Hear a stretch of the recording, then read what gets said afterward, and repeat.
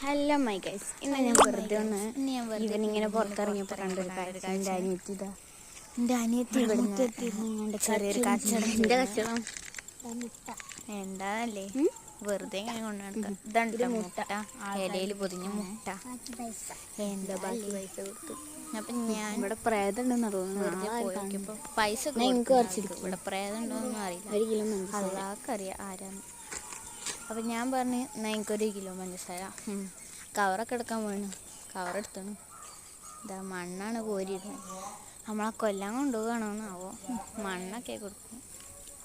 ഇലയിൽ പൊഞ്ഞിങ്ങണ്ടതിന് ഇതൊക്കെ 1 കിലോ ഉണ്ടോന്നാവോ. ഇതാ 1 കിലോ പഞ്ചസാര എത്ര റുപ്യ ചോദിച്ചപ്പോൾ 1 റുപ്യ. പണ്ടത്തെ അതേ ചില. പണ്ട് റവക്കൊക്കെ 1 റുപ്യനേ ഉള്ളൂ. ബാക്കി 9 ഇങ്ങോട്ട് തരി. ബാക്കി 9 റുപ്യ ഇങ്ങോട്ട് തരേണ്ടി. ഞാൻ 10 കൊടുത്തു. എന്താ അല്ലേ ഇപ്പോഴത്തെ കുട്ടികളൊക്കെ ഓരോ പഞ്ചസാര.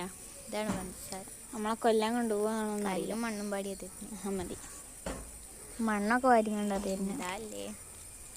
അപ്പം ശരി, എല്ലാവർക്കും ബൈ.